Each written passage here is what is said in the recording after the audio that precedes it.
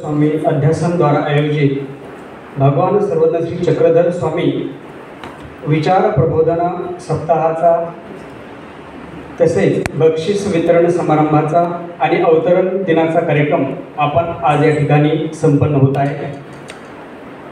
बंधूंनो, आज मला तुम्हाला सांगायला आनंद वाटेल की प्रथमच आपण अध्यासनामार्फत 7 दिवसीय भगवान सर्वज्ञ श्री चक्रधर स्वामी विचार प्रबोधन सप्ताह संपन्न केलेला आहे। यामध्ये अत्यंत चांगला प्रतिसाद हा विद्यापीठाच्या संलग्नित असलेल्या महाविद्यालयाकडून मिळालेला आहे। त्यानंतर इतर ज्या संस्था आहेत त्यांच्याकडून सुद्धा त्या ठिकाणी मिळालेला आहे। या निमित्ताने पहिली स्पर्धा ही 14 ऑगस्ट 2025 रोजी योगेश्वर ग्रंथालय हस्तलिखित केंद्र नागपूर येथे या ठिकाणी संपन्न झालेली आहे। खुल्या गटासाठी स्पर्धा आयोजन करण्यात आलेलं होतं। पूजनीय श्री नितीनराज दादाजी बांदकर यांच्या समन्वयातून ही स्पर्धा या ठिकाणी संपन्न झाली। त्यानंतर वसंतराव नाईक शासकीय कला व समाज विज्ञान संस्था या ठिकाणी विशेष व्याख्यान आणि काव्यवाचन स्पर्धा संपन्न झाली होती। यामध्ये आदरणीय संस्थेचे संचालक मनोहरजी कुंभारे सर आणि समन्वयक डॉक्टर विशाखा कांबळे यांच्या माध्यमातून ही स्पर्धा अत्यंत चांगल्या रीतीने या महाविद्यालयामध्ये संपन्न झालेली होती। त्यानंतर 21 ऑगस्ट 2025 रोजी विशेष व्याख्यान आणि अभिवाचन स्पर्धा धनवटे नॅशनल कॉलेज काँग्रेस नगर नागपूर येथे संस्थेचे प्राचार्य आदरणीय प्रशांत कोठे सर यांच्या मार्गदर्शनाखाली स्पर्धा या ठिकाणी संपन्न झाली। यामध्ये सुद्धा लीळा चरित्रातील जे काही गद्य उतारे होते, स्मृतीस्थळ असेल, गोविंद प्रभू चरित्र असेल, यामधल्या गद्य उतार्यांचं वाचन विद्यार्थ्यांनी 4 ते 5 मिनिटांमध्ये त्या महाविद्यालयामध्ये केलं। आणि खऱ्या अर्थाने ज्यावेळेस आम्ही हे सगळं पाहत होतो, परीक्षण करत होतो, तर महानुभाव साहित्याचा खरा प्रचार विद्यार्थ्यांपर्यंत जाणं तो अपेक्षित आहे। एक धड्यावरती आपण थांबून शक्य होणार नाही हे आम्हाला सुद्धा जाणवत होतं। आणि म्हणून मराठीमधली जोपर्यंत प्राचीन रूपं ही विद्यार्थ्यांना समजणार नाही तोपर्यंत आपण अभिजात मराठी भाषा जी काही आपली व्यापक स्वरूपामध्ये आज आपण पाहतोय त्याची पाळंमुळं आपल्याला मूळ पद्धतीने पाहायचं असेल तर ती मध्ययुगीन कालखंडातली मराठी भाषा अभ्यासणं अत्यंत महत्त्वाचं होतं। आणि त्यामध्ये विद्यार्थ्यांनी एक एक उतारा वाचून दाखवला। खरे म्हणजे ती मराठीच, परंतु वाचताना विद्यार्थी अडखळलेही असतात सुरुवातीला, पण तो एक आनंद त्यांच्या चेहऱ्यावरती होता की आपण काहीतरी आज नवीन वाचून राहिलेलं आहे। आणि मग हे अनुभवायचं आम्हाला सुद्धा होतं की किती प्रतिसाद मिळतो। तसं या ठिकाणी एक 50 विद्यार्थ्यांनी सहभाग नोंदवला आणि एक चांगलं त्याच्यामध्ये समन्वय घडला आणि खूप चांगल्या उत्साहात ती स्पर्धा 3 वाजेपर्यंत चालू होती। 11 ते 3 असा तो वेळ आम्हाला झालेला होता। तर ती स्पर्धा अत्यंत सुंदर पद्धतीने पार पडली। त्यानंतर आज आपण हस्तलिखित प्रदर्शनाचं त्या ठिकाणी उद्घाटन आदरणीय कार्यक्रमाचे अध्यक्ष डॉक्टर शामराव कोरेटी सरांच्या हस्ते त्या ठिकाणी संपन्न झालं। यामध्ये सुद्धा आपण बरी कित्येक दिवसापासून हा आमचा एक उपक्रम चालू होता। तर यामध्ये आम्ही नागपूरमधले जे काही आहेत किंवा नागपूर जिल्ह्यातील इतर जे काही गावं आहेत, मठ मंदिर आहेत, यामध्ये सर 1,500 हस्तलिखितांची नोंद आज आपल्या अध्यासनामध्ये त्या ठिकाणी उपलब्ध झालेली आहे। आणि ही आम्ही प्रत्यक्ष तिथे जाऊन त्यांच्या नोंदी त्या ठिकाणी घेतलेल्या आहेत। यात कदाचित उद्या इतिहास संशोधक या ठिकाणी आले, लिपी अभ्यासक आले, तर महाराष्ट्र शासनाने आपल्याला जो एक दस्तऐवज देता आला पाहिजे की या विदर्भामध्ये किती हस्तलिखिते आहेत मानव संप्रदायाची। तर आज रोजी आमच्याकडे 1,500 हस्तलिखितांची नोंद त्या ठिकाणी प्राप्त झालेली आहे। तोही उपक्रम आमचा त्या ठिकाणी पुढे चालूच आहे। त्यानंतर आपण पाहिलं की जे काही तक्ते आहेत किंवा जे आपण सगळं कॉन्ट्रीब्युशन करून ते आणलेले आहेत, पोथ्या असतील, त्याला आमचे समन्वयक अभिलाषदादा पंजाबी यांनी अत्यंत सुरेख पद्धतीने तो उपक्रम या ठिकाणी घेतलेला आहे। त्यानंतर आज खऱ्या अर्थाने आज आपण या टप्प्यावरती आलो आहे की ह्या काही स्पर्धा, काही व्याख्यानं इतर महाविद्यालयाने आयोजित करू। आज आपला एक बक्षीस वितरण आणि विशेष व्याख्यानाचं आयोजन आपण या ठिकाणी करत आहोत। मी आपला जास्त वेळ घेणार नाही बंधूंनो, की 2-3 गोष्टी या ठिकाणी सांगतो। खऱ्या अर्थाने बऱ्याच दिवसापासून आम्हाला विद्यार्थी वर्ग अपेक्षित होता सर, आणि जोपर्यंत आपण महाविद्यालयापर्यंत पोहोचणार नाही तोपर्यंत विद्यार्थी आपल्याकडे येणार नाही अशी एक परिस्थिती निर्माण झाली। आणि यामध्ये ह्या दोन्ही स्पर्धा घेताना अभिनंदनास खऱ्या अर्थाने पात्र ठरलेले आहेत की माझं पत्र जाण्याच्या अगोदर मी फोनवरच संदेश दिला, पत्र जाण्याच्या अगोदर त्यांचे परिपत्रक दोन्ही महाविद्यालयाचे रेडी होते. तर ते चांगला प्रतिसाद आम्हाला त्यांच्याकडून मिळाला. म्हणजे असे मराठीमधले जर काम करणारे प्राध्यापक खऱ्या अर्थाने जर मिळत आहेत तर ते आमच्यासाठी घोषणा व बाब आहे. आणि येणाऱ्या कार्यकाळामध्ये आम्ही असाच समन्वय साधत वेगवेगळ्या महाविद्यालयांना घेऊन जे काही आपली इतर जिल्हे आहेत, गडचिरोली, चंद्रपूर, भंडारा वगैरे, त्याही परिक्षेत्रामध्ये जाण्याचा आम्ही त्या ठिकाणी प्रयत्न करणार आहोत. आज हा विचार प्रबोधन सप्ताहाचा अंतिम दिवस आणि या ठिकाणी विशेष व्याख्यानासाठी उपस्थित आपल्या अभ्यास मंडळाचे सदस्य आदरणीय डॉक्टर कोमल ठाकरे सर या ठिकाणी उपस्थित झालेले आहेत. अतिशय दांडगा अभ्यास महानुभाव संप्रदायामध्ये त्यांचा आहे.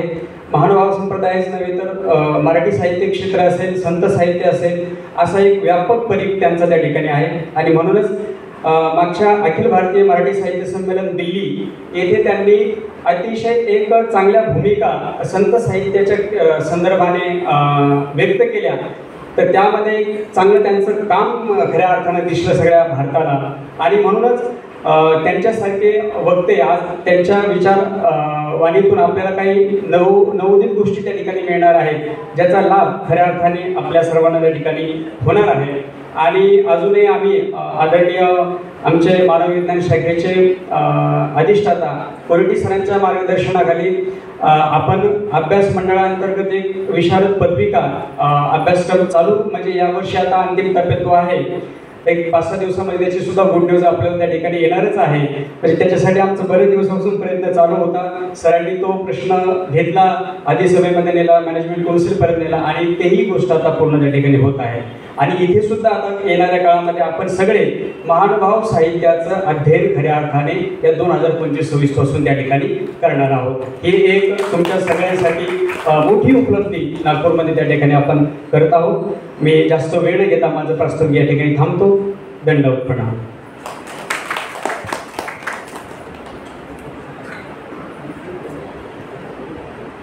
धन्यवाद सर.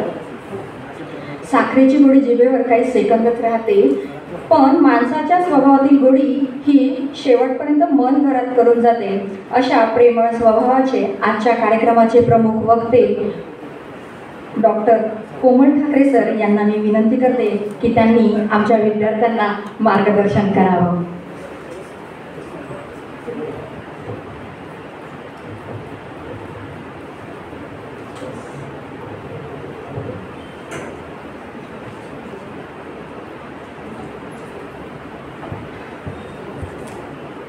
आदिकरण श्री दत्तात्रय प्रभू, द्वापार युगीचे भगवान श्री कृष्ण, आधुनिक काळातील श्री चक्रपाणी अवतार श्री गोविंद प्रभू आणि सर्वज्ञ श्री चक्रधर स्वामी या पंचकृष्णांना प्रथमतः दंडवत प्रणाम करतो. आजच्या कार्यक्रमाला उपस्थित मानवविद्या शाखेचे अधिष्ठाता आमचे मार्गदर्शक आदरणीय डॉक्टर शामराव कोरेटी सर, या कार्यक्रमाला इथे प्रामुख्यानं उपस्थित असलेले महात्मा गांधी विचारधारा विभागाचे प्रमुख आदरणीय डॉक्टर वाटकर सर, या सर्वज्ञ श्री चक्रधर स्वामी अध्यासनाचे प्रमुख प्राध्यापक भारतभूषण शास्त्री, इथे उपस्थित कविवर्य बळवंतजी भोयर आहे, डॉक्टर विशाखा कांबळे मॅडम आहे, आमचे मित्र रवींद्र डोंगरदेव आहे, इथे मॅडम आहेत आणि सगळे ओळखीचे लोक आहेत. या सर्वांना मी दंडवत प्रणाम करतो, नमस्कार करतो. आता सर्वात महत्त्वाची गोष्ट म्हणजे भारतभूषण शास्त्री सरांचं कौतुक करायला पाहिजे तितकं कमी आहे की त्यांनी खरंच अत्यंत मेहनतीनं ते अध्यासन प्रमुख झाले तेव्हापासनं खऱ्या अर्थानं महानुभाव धर्म, तिथलं तत्त्वज्ञान, तिथला विचार समाज मनापर्यंत पोहोचवण्यासाठी, विद्यार्थ्यांपर्यंत पोहोचवण्यासाठी जी धडपड करतायत त्या धडपडीबद्दल आपण एकदा जोरदार टाळ्या वाजवल्या पाहिजे. आणि ही सगळी गोष्ट करताना जे हात पाठीवर असावे लागतात ते आदरणीय कोरेटी सरांचे आहेत. हे विशेषत्वानं मी तुम्हाला सांगतो की ते चांगल्या कामासाठी सदैव प्रेरणा देतात आणि पुढे जा, करा, मी तुमच्या पाठीशी आहे, अशा पद्धतीची प्रदीप्त प्रेरणा देण्याचं काम कोरेटी सर सातत्याने करतात. आणि त्यामुळे विद्यापीठ पातळीवर अध्यासनं ज्या पद्धतीनं काम करायला पाहिजे त्या पद्धतीनं काम सुरू आहे. इथे अत्यंत महत्त्वाचं तुम्हाला सांगितलं पाहिजे की या कार्यक्रमाची सुरुवातच विद्यापीठ गीतानं झाली आणि महाराष्ट्र गीतानं झाली. आणि हे दोनही गीतं विदर्भाच्या भूमीतून जन्माला आलेली आहेत. कवी राजा बढे हे सुद्धा नागपूरचे कवी होते. नागपूरच्या कवीनं लिहिलेलं गीत हे महाराष्ट्र गीत म्हणून त्या प्रत्येक महाराष्ट्रातल्या कार्यक्रमाची सुरुवात त्या महाराष्ट्रानं गीतानं होत आहे. आणि राष्ट्रसंत तुकडोजी महाराजांनी लिहिलेलं गीत हे आपल्या विद्यापीठाचं विद्यापीठ गीत म्हणून आहे. हे सगळे ऊर्जा देणारे गीतं आहेत, एक नवचैतन्य निर्माण करणारे गीतं आहेत. आणि अशा एका कार्यक्रमाचा आरंभ इथे झाला. आणि त्या कार्यक्रमामध्ये इथे काही ज्यांनी उपक्रमामध्ये सहभाग घेतलेला आहे असेही काही विद्यार्थी असेल, त्या सगळ्या विद्यार्थी आणि प्राध्यापकांचं पहिल्यांदा कौतुक करतो, त्यांचं अभिनंदन करतो. आता सर्वज्ञ श्री चक्रधर स्वामी अवतार दिन हा महाराष्ट्रामध्ये सुरू झाला आहे. 803वा अवतार दिन आजचा आहे. आणि दिल्लीच्या महाराष्ट्र सदनमध्ये माननीय मुख्यमंत्री, उपमुख्यमंत्री माननीय नितीनजी गडकरी साहेब यांच्या शुभ हस्ते तिथला कार्यक्रम होतो आहे. ही अत्यंत महत्त्वाची गोष्ट महाराष्ट्राच्या एका परिवर्तनशील अशा राजकीय व्यवस्थेमध्ये पहिल्यांदा घडते आहे. ही महत्त्वाची बाब आहे. आता महत्त्वाची गोष्ट दुसरी का, आपण ज्या ग्रंथ प्रदर्शनीचं उद्घाटन केलं तिथे ज्या पोथ्या आहेत त्या पोथ्या शिकायची आणि आपलं सांस्कृतिक संचित जपण्याची वेळ आपल्याला महत्त्वाची आपल्यावर आलेली आहे. जी नॅशनल एज्युकेशन पॉलिसी, राष्ट्रीय एज्युकेशन पॉलिसीची आहे, त्यामध्ये भारतीय ज्ञान परंपरा IKS इंडियन नॉलेज सिस्टीम नावाचा पेपर आहे. आणि आपल्याला भारतीय ज्ञान परंपरेचा अभ्यास करावा लागणार आहे की या भारताची ज्ञान परंपरा कुठून उदयाला आली, ती कशी विकसित होत गेली, या सगळ्याचा विचार आणि आपलं ते सांस्कृतिक संचित कसं आहे याचा विचार करण्यासाठी भाग पाडायला लावणारी ती प्रदर्शनी आहे. त्यासाठी बाबांचं कौतुक आणि या अभ्यासनाचं कौतुक इथे करतो आहे. यानंतर आता सगळ्यांना, कारण अनेक वर्ष 800 वर्ष झाली या धर्माची स्थापना झाली. चक्रधर स्वामींचं कार्य 1194 ते 1272 या कालखंडातलं आहे. या कालखंडात ते कार्य होत होतं, महाराष्ट्रामध्ये ते कार्य होत होतं. हे कार्य करणारे चक्रधर स्वामी कोण होते, ते कुठनं आले, असा प्रश्न आजच्या काळातल्या अनेकांना पडेल. महानुभाव पंथाचे उपदेशी असणाऱ्या, अनुयायी असणाऱ्या लोकांना अनेक गोष्टी माहीत नाही. ते फक्त आरतीमध्ये आणि पूजा अवसरात गुंतलेले लोक आहेत, हे स्पष्टच आहे. पण आम्ही जेव्हा कुठेतरी एखादी क्रीडा शिकतो, कुठेतरी एखादा दृष्टांत शिकतो, कुठेतरी दृष्टांत पाठ शिकतो विद्यापीठाच्या पातळीवर, तेव्हा आम्हाला कळतं का हे तत्वज्ञान आहे तरी काय, हे महानुभाव धर्म आहे तरी काय, ह्या महानुभाव धर्माचा विचार आणला तरी कोणी आणि कसा काय, हे सगळं शिकत असताना एक वेगळं वाटतं. वारकरी संप्रदायाची परंपरा आपल्याला माहीत आहे, ज्ञानोबा ते तुकोबा परंपरा माहिती आहे. पण त्याच्याही आधी झालेला, त्याच्या समकालीन असलेला हा महानुभाव धर्म आणि याचे संस्थापक सर्वज्ञ श्री चक्रधर स्वामी, म्हणजे गुजरातमधल्या भडोच या गावामध्ये एक राजा असतो आणि त्या राजाचा एक प्रधान असतो, ज्या प्रधानाचं नाव विशालदेव असतं. आणि त्या विशालदेवाची पत्नी ही मालाईसा, जिला मालनी म्हणतात. आणि या विशाल देवाला एक पुत्र होतो, तो अतिशय सुंदर देखणा, सर्व गुण संपन्न असावा. त्याचं नाव हरिपाळ देव. आणि या हरिपाळ देवाच्याकडे बघितल्यानंतर कोणालाही आकर्षण वाटावं इतकं स्वरूप सुंदर देखणा देह त्याला लाभलेला असतो. आणि मग त्याचा विवाह होतो आणि तो कमळाईसा या सुंदर सुशील देखण्या स्त्रीशी त्याचा विवाह होतो. कमळाईचा आणि हरिपाळ देव यांचं संसार सुरू असतो. या संसार सुरू असताना अचानक हरिपाळ देव आजारी होतात. एका कुठल्या तरी आजारानं त्यांचा मृत्यू होतो आणि मृत्यू झाल्यानंतर त्यांचं प्रेत स्मशान घाटावर नेलं जातं. स्मशान घाटावर ते प्रेत असताना इकडे दुसरीकडे एक अद्भुत घटना द्वारावतीला घडत असते.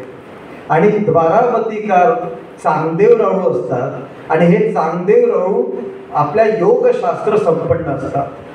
योगशास्त्रामध्ये अतिशय मोठी अशी प्रसिद्धी त्यांनी प्राप्त केलेली असते. अतिशय ज्ञानी व्यक्तिमत्व ते असते. आणि अशा चांगदेव राऊळाच्या वाट्याला ती हटयोगिनी येते कामाख्या. आणि ती कामाख्या अतिशय सुंदर देखण्या अशा योगशास्त्र संपन्न, विद्या संपन्न अशा चांगदेव राऊळाला रतिक्रीडेसाठी प्रवृत्त करते. आणि ते विरागी आहेत. ते एक ब्रह्मचर्य व्रताचं पालन करणारे चांगदेव राऊळ आहेत. आणि ही बाई त्यांना जबरदस्ती करते. तेव्हा ते आपल्या योग सामर्थ्य बळावर आपला देह सोडून देतात, शरीर सोडून देतात आणि त्यांचा जो आत्मा आहे तो आत्मा नव शरीर घेण्यासाठी शोधायला निघतो. आणि तो हरिपाळ देवाच्या त्या हरिपाळाच्या प्रेतामध्ये जातो. आणि तो हरिपाळाच्या प्रेतामध्ये गेल्याबरोबर ते प्रेत जागृत होतं. आणि हरिपाळ देव हा स्मशानातला प्रेत असलेलं जाग झाल्याबरोबर आई वडील बायको कोणाला आनंद होणार नाही, अतिशय आनंद होतो. आणि मग त्यांचा संसार सुरू होतो, परत संसार सुरू होतो. मग त्यांना पुत्ररत्न प्राप्त होते किंवा त्या चांगदेव राऊळाचा आत्मा आणि हरिपाळ देवाचं शरीर असे याला परकाया प्रवेश असं म्हणतात. गर्भिता अवतार, प्रगटावतार, परकाया प्रवेश आणि दवडण्याचा अवतार असे जे अवतार आहेत, प्रकार आहेत त्याच्यामध्ये परकाया प्रवेश, दुसऱ्या शरीरामध्ये आत्म्याने प्रवेश करणं. आणि मग तो हरिपाळ देवाच्या आत्म्यामध्ये तो प्रवेश केला म्हणजे तो आत्मा जो आहे तो चांगदेव राऊळांचा आहे, शरीर हरिपाळ देवाचा आहे. मग चांगदेव राऊळाच्या मध्ये ज्या काही वृत्ती प्रवृत्ती आणि काही गोष्टी होत्या द्यूत क्रीडा खेळण्यासारख्या त्या सगळ्या यांच्यामध्ये आल्या. मग हरिपाळ देवाचं जगणंही थोडंसं बदललं, त्यांच्या वृत्ती प्रवृत्ती प्रकृतीमध्ये बदल झाला आणि द्यूत क्रीडा खेळायला लागले. त्याचं व्यसन त्यांना जडलं आणि याच्यामध्ये त्यांनी त्यांचं साम्राज्य, पैसा जायला लागला, राज्य जायला लागलं आणि माणिक मोती सोने नाणे सगळे जायला लागले, सगळे झुप्यात हरले ते. आणि शेवटी बायकोचा हार मागायला ते घरी आले.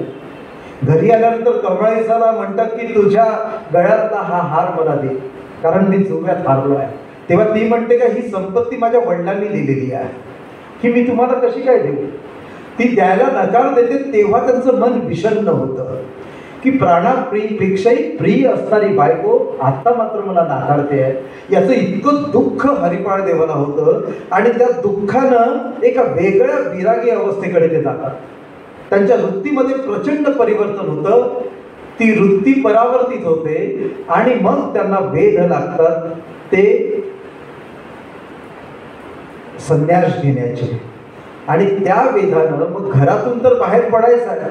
एका प्रधान पुत्र आहे, प्रचंड श्रीमंती आहे, वाटेल तितकी संपत्ती अजून लुटता आली असती, देता आली असती. पण त्यांना वेध लागले आहे की नको, आता संसारात नको, आता या प्रपंची मला मन रमवायचं नाही. आणि म्हणून ते बाहेर पडतात. रामयात्रेच्या निमित्तानं, रामटेकच्या रामयात्रेच्या निमित्तानं बाहेर येतात. आणि बाहेर निघताना त्यांच्यासोबत 2 सेवक आहे, सोने नाणे अंगावर आहे, राजवस्त्र परिधान केलेला हा हरिपाळ देव निघतो आणि देऊळगाव राजापर्यंत येतो. तिथे आल्यानंतर आपले वस्त्र काढतो, सेवकांनाही म्हणतो की तुम्ही आता थांबा आणि मला जाऊ द्या. आणि असा भनंग फकीरासारखा हा हरिपाळ देव इकडे विदर्भाकडे येतो. विदर्भाकडे आल्यानंतर ते रिद्धपूरला येतात. रिद्धपूरला आल्यानंतर तिथे श्री प्रभू बाबा म्हणजे गोविंद प्रभूंची भेट त्यांच्याशी होते. त्या गोविंद प्रभूला बघितल्याबरोबर ते शेंगोळे खात असतात आणि शेंगोळे खात असताना ते शेंगोळे फेकतात.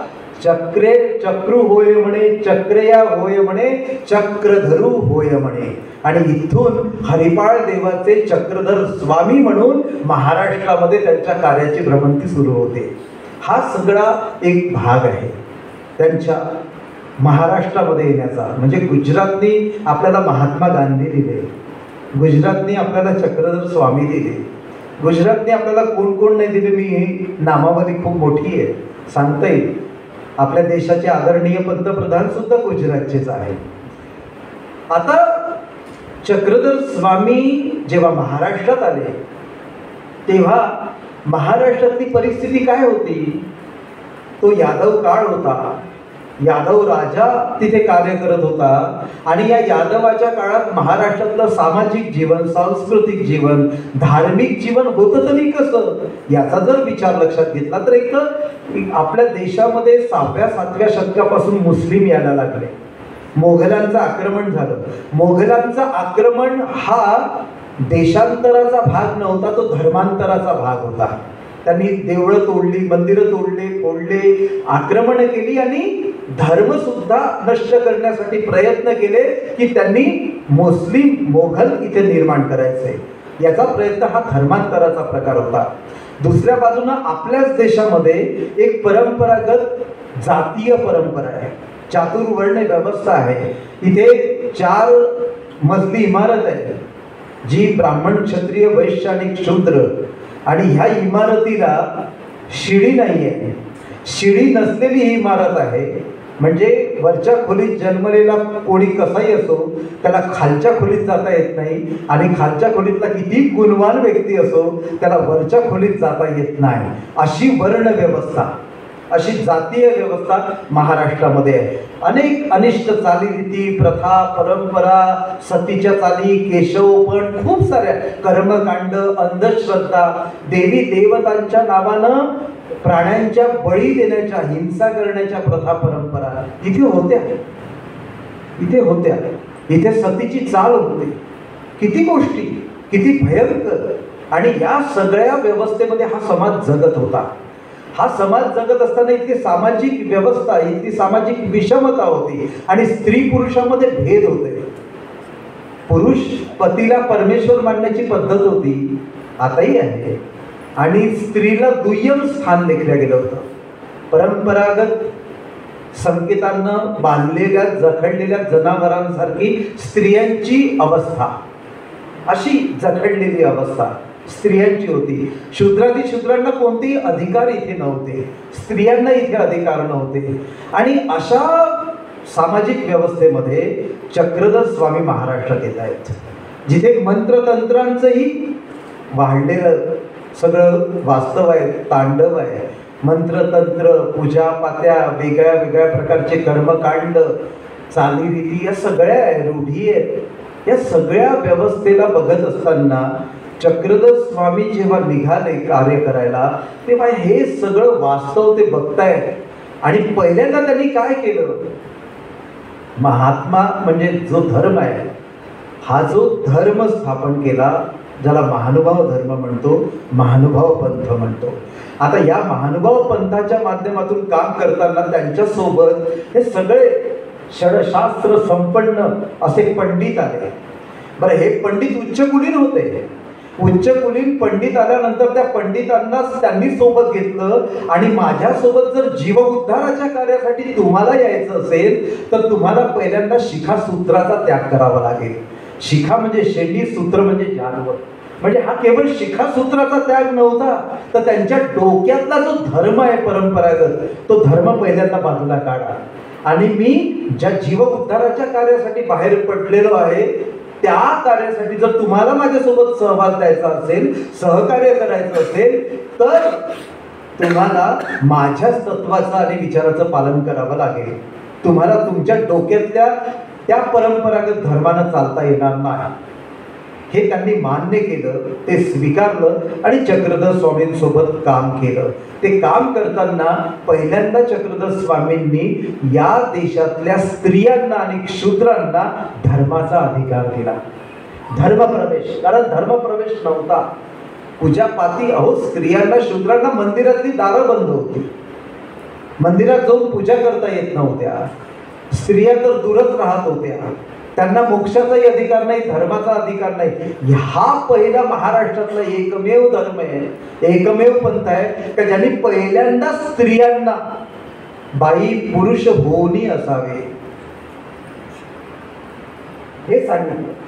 म्हणजे बाईपणाची कात टाकून माणूस म्हणून जगण्यासाठी पहिल्यांदा हक्क आणि अधिकार देणं, त्यांची अस्मिता जागी करण्याचं काम चक्रधर स्वामींनी पहिल्यांदा केलं. ही गोष्ट आपल्याला मान्य करावी लागते. आणि ते केल्यानंतर त्यांनी शूद्रांना सुद्धा, म्हणजे इथला जो शूद्र वर्ग होता, जो मागासलेला वर्ग होता, ज्याला माणूस म्हणूनही दूर ठेवलं होतं, ज्याच्या सावलीने लोक बाटत होते, ज्याच्या स्पर्शाने लोक बाटत होते, मग ज्याच्या पावलाच्या ठसे अंगणात पडल्यानंतर सडा घातला जात होता, ज्याच्या पावलाचे ठसे अंगणात पडू नये म्हणून मागे खराटा बांधला होता, त्यांनी कुठे थुंकी देऊन टाकू नये म्हणून समोर गाडगं बांधलं होतं, अशा समाज व्यवस्थेमध्ये त्या शूद्रांना सगळ्यांना धर्माचा आणि मोक्षाचा अधिकार आमच्या सोबत येऊन देण्याचं काम, एका पंक्तीत इथल्या अखिल मानव जातीला बसवण्याचं काम चक्रधर स्वामींनी पहिल्यांदा महाराष्ट्रात केलं. ही गोष्ट आपल्याला लक्षात ठेवावी लागेल. हे सगळं करत असताना ही सामाजिक समतेची मुहूर्त मेढ ते घालत होते. हे समता तयार करत होते. आणि हे सगळं करीत असताना त्यांनी एक लक्षात घेतलं होतं का हा सगळा जो समाज आहे, हा समाज हा अडाणी आहे, अज्ञानी आहे. आणि या अज्ञानी अडाणी समाजाला शिक्षण नाही आहे. आणि त्यांची जी भाषा आहे ती लोकभाषा आहे, ती मराठी भाषा आहे. त्यांना संस्कृत भाषेतून काही समजत नाही. आणि संस्कृतमध्ये मक्तेदारीची उच्च कुलीन पंडितांची होती. त्याच्यामुळे पंडितांचं संस्कृत तुम्हाला सांगितलं जात नव्हतं. म्हणजे संस्कृत मधले वेद उपनिषद हे वाचता येत नव्हते. चोरून ऐकले तरी कानात शिस ओतण्याच्या शिक्षा त्या काळात होत्या. हे ज्योतिबा फुलेंनी लिहून ठेवलेलं आहे, सांगितलेलं आहे आपल्याला.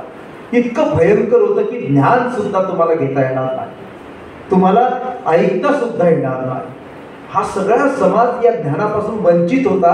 या समाजाला संस्कृत समजत नव्हती कारण ती लोकभाषा नव्हती. मग हा त्रैवर्णिकांचा वर्ग या ज्ञानापासून वंचित राहील हे चक्रधर स्वामींनी पहिल्यांदा लक्षात घेतलं. आणि मग आपलं जे तत्वज्ञान आहे, आपला जो विचार आहे, त्यांनी मराठी भाषेतून द्यायला सुरुवात केली.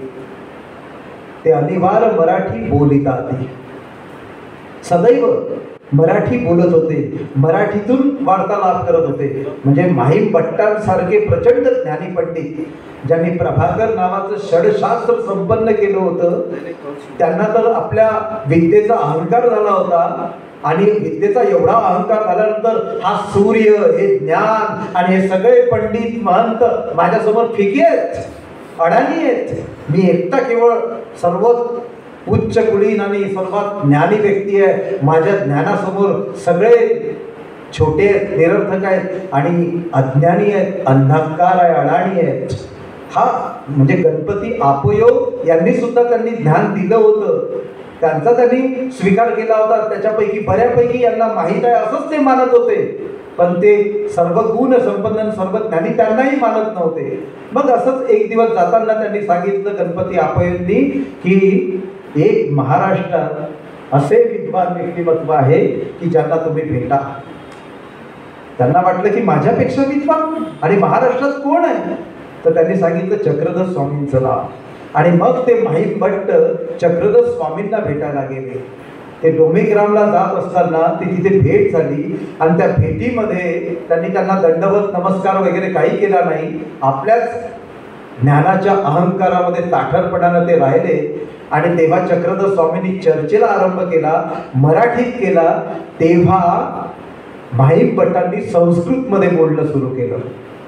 संस्कृतमध्ये जेव्हा माहीम भट्ट बोलायला लागले तेव्हा सर्वज्ञ श्री चक्रधर स्वामी आज स्खलित संस्कृतमध्ये त्यांच्यासोबत वाद घालायला लागले. हा वाद संवाद होत असताना अनेक प्रश्न झडले आणि अनेक प्रश्नांची उत्तरं स्वामींनी दिली. पण स्वामींच्या प्रश्नाची उत्तरं माहीम भट्ट देऊ शकले नाही. ते निरुत्तर झाले आणि ते शरणागती पत्करले का नाही.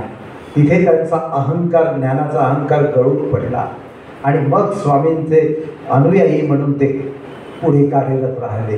याचाच अर्थ म्हणजे संस्कृतचे पंडित आणि संस्कृतचं ज्ञान चक्रधर स्वामींना होतं. हे असताना सुद्धा सामान्य लोकांना आपलं तत्वज्ञान हे मराठीतून समजावं म्हणून त्यांनी मराठीतून तत्वज्ञान सांगायला सुरुवात केली. जीव, देवता, प्रपंच आणि परमेश्वर या 4 स्तंभावर आधारित हे महानुभावांचं तत्वज्ञान आहे. आणि ते तत्वज्ञान जनसामान्यांपर्यंत पोहोचवण्यासाठी त्यांनी मराठीतून सांगितलं. पुढे पुढे नामदेवाचार्यांनी आणि केशिराज बासांनी हे सगळे ग्रंथ निर्माण केले. हे माहीम भट्टांनी लीळाचरित्र हा पहिला चरित्र ग्रंथ, गद्य ग्रंथ महाराष्ट्रात निर्माण केला आणि मराठी भाषेतला पहिला गद्य ग्रंथ म्हणून त्याला सन्मान प्राप्त झाला. पहिला गद्य ग्रंथ निर्माण करण्याचं काम महाराष्ट्रामध्ये माहीम भट्टांनी केलं आणि ते स्वामींच्या गेल्यानंतर केलं. ह्याचा अर्थ की माहीम भट्टांनी जे काम केलं, नागदेवाचार्यांनी काम केलं, त्याच्यानंतर 6,500 ग्रंथाची निर्मिती महानुभाव धर्माने केली एकट्या. हे महाराष्ट्राचं केवढं मोठं सांस्कृतिक संचित आहे. किती वेगवेगळ्या लिप्या आहेत. आदरणीय शास्त्री सरांनी तिथे लिप्यांचा चार्ट लावलेला आहे. त्या लिप्या शिकणं, त्या लिप्या शिकून त्याच्यातून आपल्या भाषांतरित करणं आणि सर्वसामान्य लोकांना ते ज्ञान देणं ही फार मोठी जबाबदारी आता आपल्यावर आहे. आणि म्हणून एकदा केशिराज बासांनी नामदेवाचार्यांना म्हटलं होतं की आता काही संसरण उद्धरणं आपण संस्कृतातून करूया. तेव्हा नागदेवाचार्यांनी दिलेलं उत्तर अतिशय महत्वाचं आहे. नको का केशव देया येणे माझिया स्वामीचा सामान्य परिवार नागवीर किंगा. यामुळं माझ्या स्वामींचा हा सामान्य परिवार जो अडाणी आहे तो नागविल्याशिवाय राहणार नाही. हे शिकवण चक्रधर स्वामींची होती. चक्रधर स्वामींनी समाजातला भेदाभेद नष्ट करण्यासाठी सगळ्या जातीपातीच्या लोकांना एकत्र आणलं. शिखासूत्राचा त्याग करायला लावलं म्हणजे काही उच्च पंडित काही सगळ्या सर्वसामान्यासारखे वागायला लागले असं नाही. पण त्यांना सांगितलं चतुर्वर्ण चरेत भैक्षम, तुम्हाला 4ही वर्णामध्ये भिक्षा मागावी लागेल. तुमची दिंडी या दलितांच्या या सगळ्या गाव बाहेर न्यावी लागेल, नाहीतर तुम्हाला नरक होतील. ही गोष्ट चक्रधर स्वामींनी त्या काळात केली. त्याच्यामुळे एक भीती वाटली आणि म्हणून सगळ्या लोकांना एकत्र आणण्याचं काम चक्रधर स्वामींनी त्या काळात केलं. सगळ्यांना तुम्हा परस्परे परमप्रीती व्हावी हा मंत्र त्यांनी दिला. आणि हा मंत्र देत असताना चक्रधर स्वामी तिथून मग सालबर्डीच्या जंगलात आले. सालबर्डीच्या जंगलात अहिंसेचं व्रत त्यांनी अंगीकारलं, ते शिकवलं. तिथे सालबर्डीच्या जंगलात राहताना हे सगळी लीळा सगळ्यांना माहिती आहे. ससा त्यांच्या जवळ मांडीवर नेहमी ससा दिसतो. त्यांच्या प्रतिमा ज्या आहेत त्या प्रतिमेमध्ये काय हे ससा प्रकरण तुम्हाला माहीत असेल सगळ्यांना ही लीळा. पण ही लीळा महाराष्ट्राचं सामाजिक सांस्कृतिक जीवन अधोरेखित करणारी आहे आणि अतिशय महत्वाची आहे. मी या लीळेकडे जरा वेगळ्या दृष्टीनं पाहतो. यासाठी पाहतो की ज्या काळामध्ये महाभारतामध्ये एकलव्य हा आदिवासी आहे म्हणून त्याला धनुर्धारी होता आला नाही. त्याचा डाव्या अंगठा मागितला गेला गुरुदक्षिणा म्हणून. हे तुम्हाला आम्हाला माहिती आहे. म्हणजे या हाताचा अंगठा मागितल्याशिवाय तो अर्जुनापेक्षा श्रेष्ठ धनुर्धारी होणार नाही हे चांगलं माहीत होतं गुरुवर्यांना. त्याच्यामुळे गुरुदक्षिणा मागायची काय तर ती, आणि ती मागितल्यानंतर काय तर एकलव्याची काय अवस्था झाली. म्हणजे इथे एकलव्य हा आदिवासी आहे म्हणून त्याचा अंगठा मागितला जातो. आणि इथे चक्रधर स्वामी या सालबर्डीच्या जंगलामध्ये पारधी हा जो आहे हा आदिवासीचाच एक भाग आहे. आणि या पारध्याला ज्ञानदान देतो आणि सशाला प्राण्याला अभयदान देतात. आता हे अभयदान आणि ज्ञानदान कसं होतं की पारधी ते घोडीचा ससा असतो, कुत्रे मागे लागलेले असतात आणि त्या सशाला मारण्यासाठी पारधी त्यांच्या मागे असतात आणि ते जात असताना तो ससा पुढे पारधी मागे, हे जात असताना ससा कुठेतरी बिचारा कोसमल्यासारखा होतो, जीव वाचवण्यासाठी इकडे तिकडे बघतो तर स्वामी बसलेले दिसतात. स्वामीच्या मांडीवर येऊन तो थांबतो आणि तिथे तो पारधी येतो, त्याचे कुत्रे येतात, ते कुत्रे भुंकत असतात, ते स्वामीकडे पाहिल्याबरोबर शांत होतात. स्वामी वेदवंत होते, त्यांच्याकडे बघितल्याबरोबर वेध लागत होता प्राण्यांना सुद्धा. ते इतके रूपवान होते, इतके गुणवान होते, इतके अवतारी पुरुष होते की त्या जलचरांना म्हणजे पाण्यात असणाऱ्या मासोळ्यांना सुद्धा त्यांचा वेध लागायचा असं म्हटलं गेलं आहे.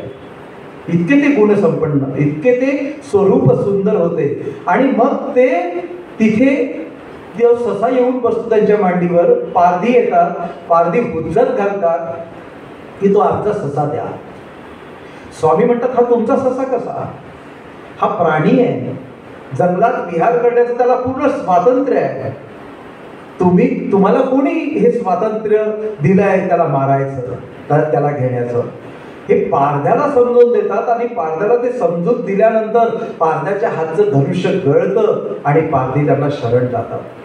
इथे शरण आलेया काही मरण असेल हे सूत्रदान पारध्याला देतात आणि सशाला अभयदान देणारे स्वामी खऱ्या अर्थानं अहिंसेचे पुजारी आणि अवतारी पुरुष म्हणून महाराष्ट्रामध्ये पुढे येतात. ही गोष्ट फार वेगळी आहे.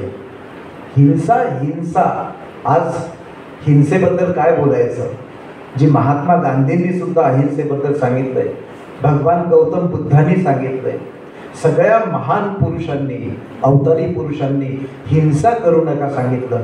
चक्रधर स्वामी तर हिंसेच्या बद्दल इतके सूक्ष्म विचार करत होते की मुंगीही रांड होऊ नये, मुंगी सुद्धा आपल्या पायाने मरू नये, अशा पद्धतीची जीवनसरणी त्यांची होती. अहो बेलापूरला एकदा बसले असताना ते खापरी आहे ना, ते खापरी उगाळत असतात आणि ते उगाळताना त्यांना महदैसा विचारते की स्वामी हे काय करताय. तेव्हा स्वामी म्हणतात की खापरीमध्ये अडकलेले जे जीव आहे ना, त्या जीवांना मी मुक्त करतोय. म्हणजे जीव हा बंधमुक्त असला पाहिजे, तो कोणत्याही बंधनात अडकून असायला नको, तो विकार विकल्प रहित असला पाहिजे. या पद्धतीच्या जीव उद्धाराची कार्यपेरणी स्वामी एका छोट्या छोट्या लीळेतून आणि प्रसंगातून करतात.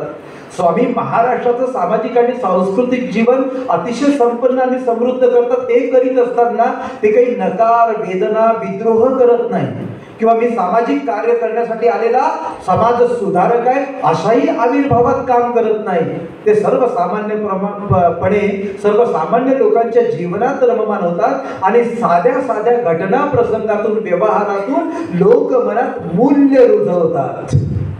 ही मूल्य रुजवणूक, ही मूल्य पेरणी समता तत्वाची आहे, ही मूल्य पेरणी स्वातंत्र्याची आहे, ही मूल्य पेरणी प्रेमाची आहे, बंधुताची आहे, ही मूल्य प्रेरणी स्त्री आणि पुरुषामधला समत्व भाव निर्माण करणारी आहे, भगिनी भाव जागी करणारी आहे. ही मूल्य पेरणी स्वामी महाराष्ट्रामध्ये करीत असतात. ही मूल्य पेरणी करताना अनेक घटना प्रसंग, अनेक लीळा घडत जातात. त्या अनेक लीळ्यामध्ये अनेक म्हणजे दाखोबासारखा चांभार जरी असेल तरी त्याला स्थिती प्राप्त होते आणि अख्खा ब्रह्मवृंद त्यांची पूजा करतात. गंगा मवळा हे मातर्ग समाजाचे आहे आणि त्यांना लाडू द्यायला लागतात. एका उच्चकुलीन ब्राह्मण पुजाराला लाडूचा प्रसाद द्यायला सांगतात, तेव्हा तो लाडू देताना दचकतो, तो खाताना प्रसाद खाताना दचकतो, तेव्हा तुझ्यातला हा विकल्प दोष तू काढून टाक, हे स्वामी सांगतात. आणि स्वामी स्वतः तो प्रसाद ग्रहण करतात. म्हणजे या सगळ्या घटना प्रसंगातून सामाजिक समता निर्माण करण्याचं काम, समाजामधल्या प्रत्येक व्यक्तीला एक चांगली दृष्टी, जीवनदृष्टी, समत्व दृष्टी, प्रेमदृष्टी प्रदान करण्याचं काम एक छोट्या छोट्या लीळातून, सूत्रातून आणि दृष्टांतातून स्वामी करीत आहेत. कारण स्वामींनी हत्तीचा दृष्टांत सगळ्यांना माहिती आहे, सगळे सातत्यानं बोलतात हत्तीचा दृष्टांत, की हत्तीचा दृष्टांत कशासाठी, की डोळस माणसाने असावं.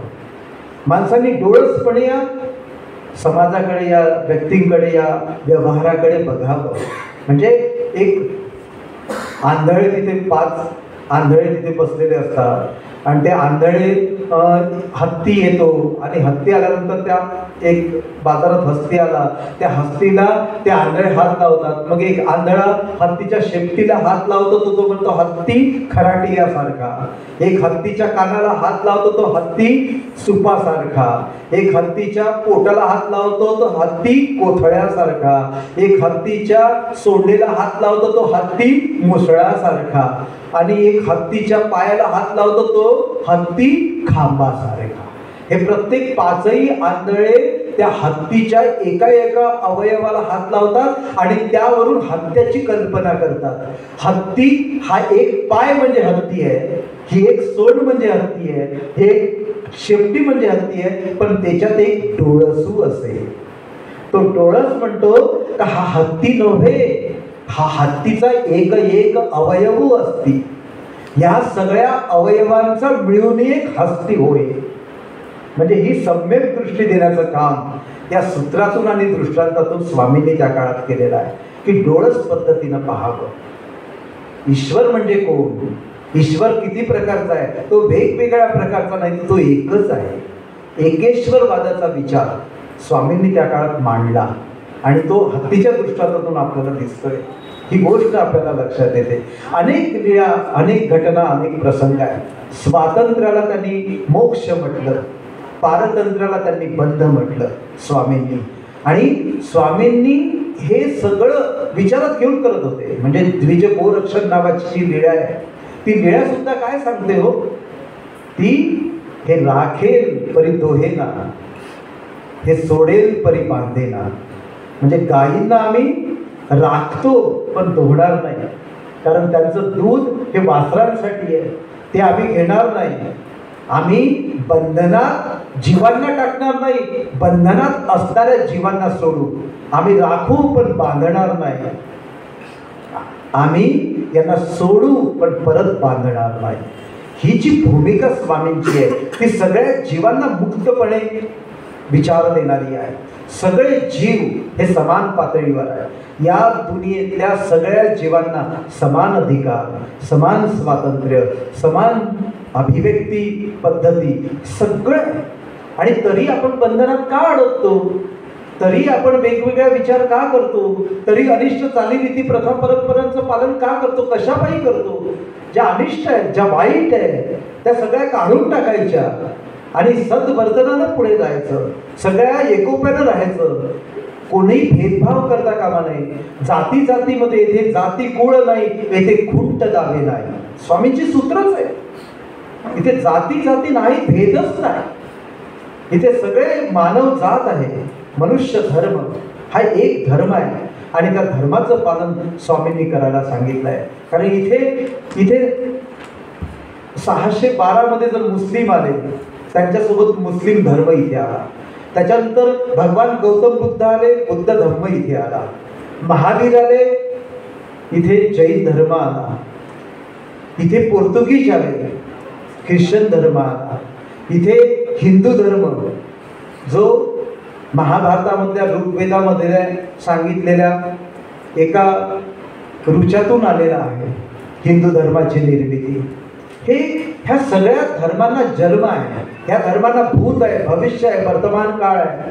हे धर्म बाधित आहे पण मूल्य बाधित नाही. मूल्यांना वर्तमान नाही, मूल्यांना भूत नाही, मुलांना भविष्य नाही. मूल्य आधीच होते आणि मूल्य हे मनुष्य जमात असेपर्यंत नसेपर्यंत राहणारच आहे. आणि हे मूल्य आणि हा मूल्य धर्म म्हणजे मनुष्य धर्म आहे, जो सगळ्या धर्मांना कवेत घेणारा नव्हे तर सर्व धर्मापेक्षा अत्युच्च असणारा हा मनुष्य धर्म. या मनुष्य धर्माशी नातं सर्वज्ञ श्री चक्रधर स्वामींनी जोडलेलं होतं आणि या मनुष्य धर्माच्या नात्यानं ते सगळ्या मानव जातीला एकत्र बांधू इच्छित होते. म्हणून त्यांना विटाळ कल्पना सुद्धा मान्य नव्हती. स्त्री पुरुष भेद सोडा, आजकाल स्त्रियांना वेगळ्या पद्धतीनं लेखणं म्हणजे अजूनही आधुनिक काळ आहे, टेक्नॉलॉजीचं युग आहे. एवढा काळ झपाट्यानं पुढे गेला तरी स्त्रियांना जो सन्मान मिळायला पाहिजे तो सन्मान अजूनही मिळत नाही. आम्ही शिकलो, मोठे झालो, पोशाखात बदल झाले, डिग्र्या मोठ्या मोठ्या लागल्या, पण आम्ही स्त्री आणि पुरुषामध्ये अजूनही भेद करतोच, अजूनही भेद करतो. पण स्वामींनी तेव्हाच सांगितलं, हा भेद त्यांनी काढून टाकला.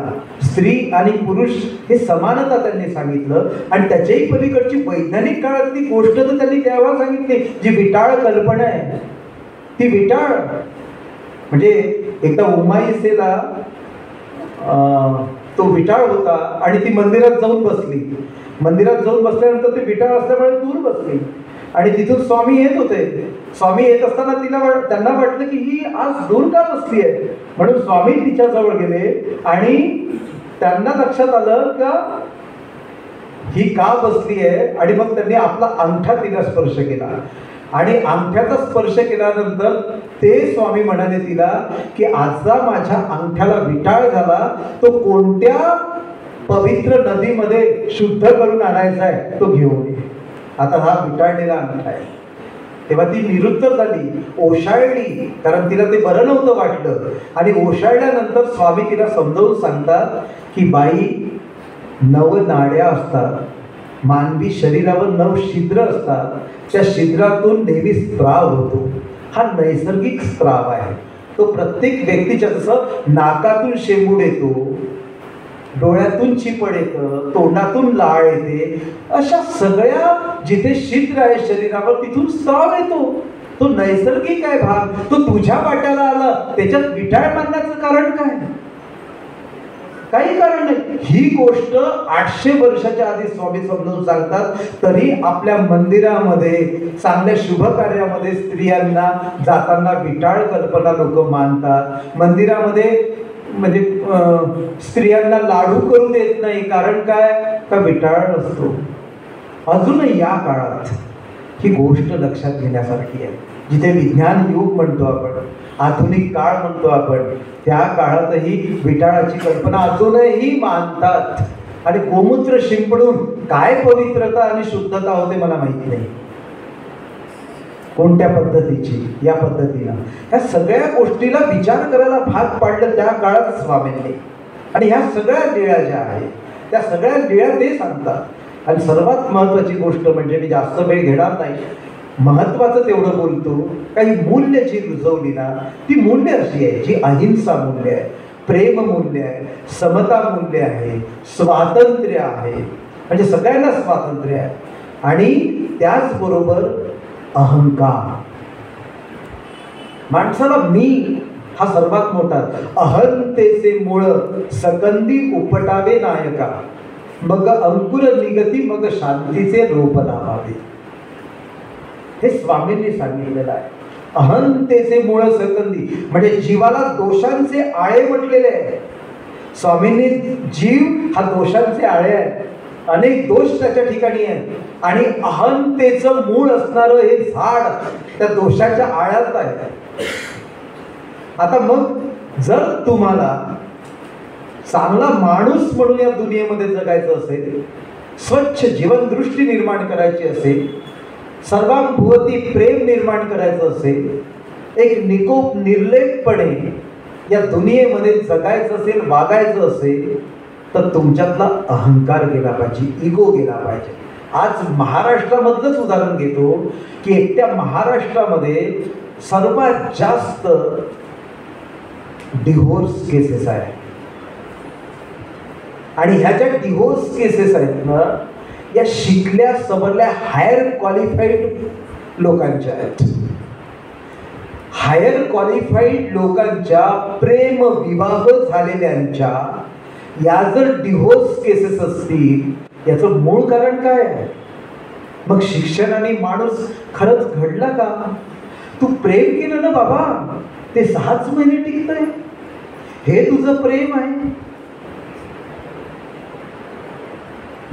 मग ह्या डिव्होर्स केसेस वाढल्या असतानाही आपल्याला या शिक्षणाबद्दल शंका येणार नाही का? मग हे कोणतं शिक्षण तुम्ही घेतलं जे रक्तातच मुरलं नाही, ज्या शिक्षणाने वर्तनात परिवर्तनच झालं नाही, साकारातून सदाचाराकडे ते गेलंच नाही, जे प्रकृतीतून संस्कृतीकडे त्यांनी वाटचालच केली नाही, अशा पद्धतीचं शिक्षण तुम्ही शिकलात का? ह्या शिक्षणाने तुम्हाला असं घडवलं आहे का? मग मग हा अहंकार जो आहे, एकदा विनोबा भावेंकडे एक व्यक्ती गेला आणि तो म्हणाला की मला सांगा की आपला हा माणूस सर्वात आयुष्यामध्ये सुखी केव्हा होईल? माणूस सुखी केव्हा होईल या प्रश्नाला विनोबा भावेंनी दिलेलं उत्तर अतिशय मार्मिक होतं की या माणसातला मी जेव्हा संपेल ना तेव्हा तो सर्वांग सुखी होईल. हा मी जो आहे, हा अहंकार जो आहे, प्रत्येक व्यक्तीला, कोणाला स्वतःच्या सौंदर्याचा अहंकार आहे, कोणाला पैशाचा अहंकार आहे, कोणाला सत्तेचा अहंकार आहे, कोणाला ज्ञानाचा अहंकार आहे, कोणाला प्रतिष्ठेचा अहंकार आहे, कोणाला जातीचा धर्माचा अहंकार आहे. या अहंकारातून बाहेर पडणं, या अहंकाराचं मूळ सकंदी मुळात सकट उपटून काढणं ही सामान्य बाब नाहीये. ही प्रोसेस आहे, ही प्रक्रिया आहे. आणि जोपर्यंत या अहंकाराचे मूळ आम्ही मुळात सकट उपटून काढणार नाही तोपर्यंत खऱ्या अर्थानं आपण माणूस म्हणूनच जगणार नाही. हे स्वामींनी सांगितलंय त्या काळात. माणूस म्हणून जगण्यासाठी जीव ओवाळून प्रेम करावा असा शब्द इथे माणूस आहे. ज्याच्या भोवती जीवानं रुंजी घालावं असं सौंदर्य इथे माणूस आहे. आणि ज्याच्यासाठी प्रज्ञेनं उड्डाण घ्यावं असं सत्तेही इथे माणूसच आहे. माणूस हेच अत्यंत सुंदर स्वप्न आहे. या माणसाचं संपूर्ण विकसन होणं, या माणसाचं संपूर्ण प्रकाशन होणं, हा माणूसच माणूस म्हणून या भूतलावर जिवंत होणं, जागृत होणं हीच महत्वाची गोष्ट आहे. नाही तर आपल्यातला रावण हाही माणूस होता, कंस हाही माणूसच होता. पण माणसं मारल्याने, रावण मारला, कंस मारला, लादेन मारला म्हणून सगळे वाईट लोक संपले असं होत नाही. माणसं मारून वाईट पण संपत नाही. जे खडांची व्यंकटी सांडो तया सत्कर्मी रती वाढो, भूता परस्परे जडो मैत्र जीवांचे. हे मैत्र जीवांचे, ज्ञानेश्वरांचे मैत्र जीवांचे तुम्हा परस्परे परमप्रीती होवावेशी जुळणार आहे. मग माणसं मारून इथला दुष्टपणा संपणार आहे का? इथली खल प्रवृत्ती संपणार आहे का? नाही. या दुष्टपणाला संपावं लागेल. उस डोंगा परी रस नव्हे डोंगा, काय भुललासी भरलिया रंगा. चोखा डोंगा परी त्याचा भाव नव्हे डोंगा, काय भुललासी भरलिया रंगा. चोखा मिळाचा अभंग आहे. तो म्हणतो की माझ्या वरच्या पाहण्यावरून, माझ्या जातीवरून तुम्ही माझ्या श्रद्धेची आणि भक्तीची कसोटी घेताय. अहो, मी एका वेगळ्या जातीचा झालो म्हणून काही भक्त नाही का? माझी श्रद्धा नाही दिसत का तुम्हाला? इथे त्याच्यातला माणूस शोधण्याची गरज आहे. तो स्वामींनी त्या काळात शोधला. स्वामींनी तो माणूस जागा करण्यासाठी हे अहंतेचे मूळ सकंदी उठावे. जोपर्यंत हा अहंकाराचं मूळ मुळासकट उपटणार नाही तोपर्यंत आपल्या देशात शांतीचं साम्राज्य प्रस्थापित होणार नाही. हे निर्विवाद सत्य आहे. आज देशादेशामध्ये भांडणं लागली आहेत, अराजकता निर्माण झालेली आहे. आपल्या देशामध्ये स्वातंत्र्य मिळवण्यासाठी जेवढा रक्तपात झाला नाही ना त्याच्याही पेक्षा जास्त रक्तपात आपल्या देशातल्या जातीय धर्मीय मंदिर मस्जिद वादातल्या रक्तपातातून झाले. ही गोष्ट अमान्य करून चालत नाही. पण किती प्रकारची हिंसा इथे. इतके प्रगल्भ विचारवंत अवतारी पुरुष संत महंत प्रतिभावंत विचारवंत या भूतलावर आले. डोकं पिटू पिटू इतकं तत्वज्ञान दिलं, इतके विचार दिले. आजच्या आधुनिक काळात आपण 803वी जयंती साजरी करतो आहोत, अवतार दिन साजरी करतो आहोत. याच्या मागचं मूळ कारण काय? तर महत्वाची गोष्ट आहे, एक तरी ओवी अनुभवावी सारखी, एक तरी लीळा अनुभवावी या पद्धतीनं अहंतेचे मूळ सकंदी उपटावे. जर अहंकाराचं मूळ मुळासकट उपडलं तर मग चांगले अंकुर निघतील, चांगल्या सद्विचाराचे अंकुर निघतील, सत्प्रेमाचे अंकुर निघतील. आणि मग शांतीचं रोप तिथे फुलल्याशिवाय राहणार नाही, शांतीचं साम्राज्य तिथे निर्माण झाल्याशिवाय राहणार नाही. परस्परामधला भेदभाव संपायला पाहिजे, द्वेषभाव नष्ट व्हायला पाहिजे. अहो, आज प्रत्येक माणूस जगताना एकमेकांच्या बद्दलची तुलना करतो, एकमेकाबद्दलचा द्वेष करतो, त्या प्रत्येक व्यक्तीची आडनाव जाणून घेण्याची धडपड करतो.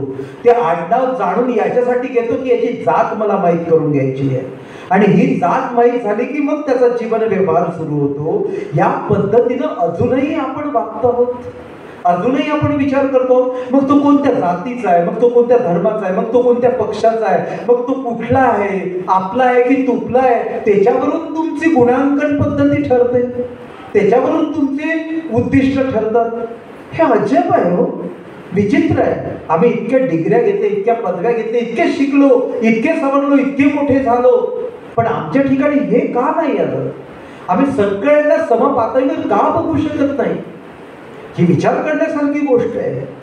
अजूनही देशामध्ये भांडण आहे, अजूनही आपलं जग तिसऱ्या महायुद्धाकडे वाटचाल करायला निघालेलं आहे.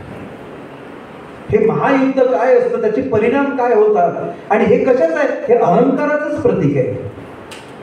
हे अहंकाराचंच प्रतीक आहे की आम्ही बलाढ्य, आम्ही शस्त्रशाली, आम्ही सर्वात शक्तिशाली होऊ इच्छितो.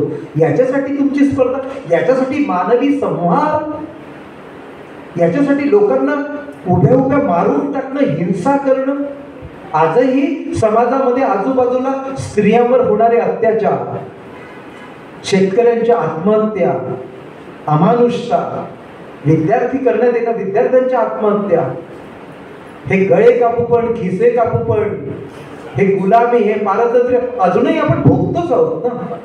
अजूनही समाजामध्ये समता कुठे आहे? अजूनही समाजामध्ये खऱ्या अर्थानं स्वातंत्र्य आहे का? स्त्री स्वतंत्र आहे का?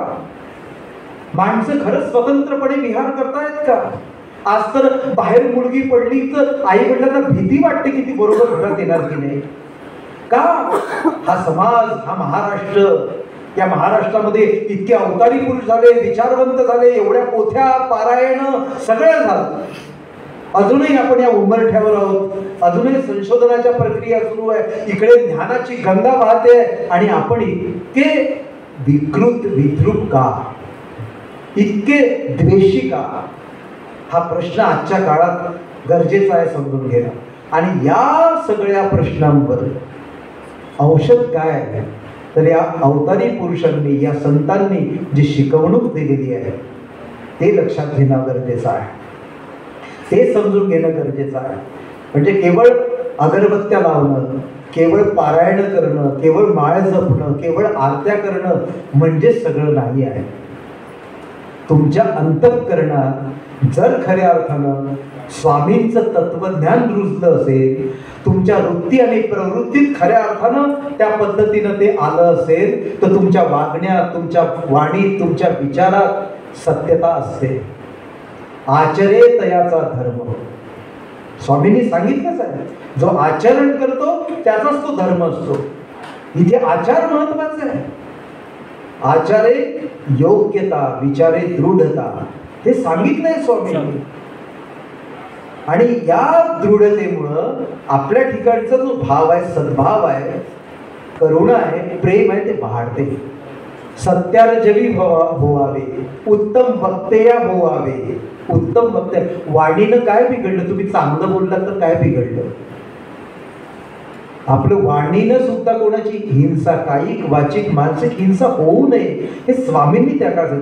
छोट्या छोट्या गोष्टी आहेत, पण त्या जीवनासाठी खूप आवश्यक आहे, खूप महत्वाचे आहे. या पद्धतीनं आता जगलं पाहिजे हे सांगण्याची वेळ आता आपल्यावर आलेली आहे. मोठी मोठी माणसं आपल्याला दिसतात, छोटी छोटी माणसं. आता आम्ही बोलताना, चर्चा करताना वाटकर सरांकडे चर्चा सुरू होती की लहान मुलं ते मूल्य पाळतायत की चॉकलेटचं पेपर टाकायचं नाही, कुठेतरी कचरा करायचा नाही, आणि आई वडील अरे फेकून दे ना.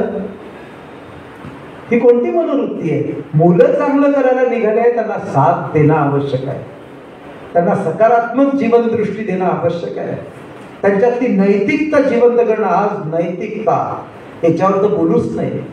नीतिमत्ता हे फक्त शब्दांच्या पोपटपंच्या झालेले आहेत. म्हणून बोले तैसा चाले त्याची बंदी न पावले, अंगे झाडीनं अंगण त्याचे दासत्व करीनं, त्याचा होईन किंकर उभा ठाकेन जोडले कर, तुका म्हणे देव त्याची चरणी माझा भाव. Deed speak louder than words. कृती जास्त बोलकी असते, कृतीतून बोलता येतं. चक्रधर स्वामींचे विचार जर अंगीकृत केले असेल तर लोक विचारतील, आजूबाजूचा समाज विचारेल का हा जो माणूस जातोय ना, हा माणूस नक्कीच कुठल्या तरी तत्वानं प्रभावित झालेला आहे. आणि माणसं शोधतील का हा कोणत्या तत्वानं प्रभावित झालेला आहे. इतका सुंदर, इतका छान बोलणारा, इतका चांगलं वागणारा व्यक्ती हा कोण आहे. त्याच्या तोंडातून कदाचित उत्तर बाहेर पडेल का मी चक्रधर स्वामींच्या विचाराचा अनुयायी आहे. मला असं वाटते का स्वामींचं तत्वज्ञान, संतांचे विचार जोपर्यंत आपण रुजवत नाही, अंगीकृत करत नाही, तोपर्यंत आपल्या शब्दांना अर्थ प्राप्त होत नाही. भाषणं होतात, जातात, शब्द हवेत विरून जातात. ग्रंथ वाचतो, डोळे पण ओले होतात. हो, डोळ्याच्या कडाई ओल्या होतात. आम्ही ते क्षणभर आठवतो आणि परत आम्ही विसरून जातो आणि कुठल्या तरी मोहात अडकून जातो. हे आमचं क्षणिक जगणं आम्ही बदलवणार की नाही. प्रत्येक माणूस हा चांगलाच आहे, प्रत्येकाला चांगल्या वागण्याची आस लागलेली आहे. प्रत्येकाच्या ठिकाणी सत्प्रवृत्ती आहे, वाईट प्रवृत्ती कोणाच्याही ठिकाणी नाहीये. पण ती प्रवृत्ती विकसित होताना त्याच्यावर नियंत्रण ठेवणारी सत्प्रवृत्ती जास्त प्रभावी करणे आवश्यक आहे. आपल्याला अनेकदा मोह पडतो, आपल्याला अनेकदा लोभ येतो, विकार येतात, विकल्प येतात, विचार येतात, माणूस आहोत आपण, येतात असते.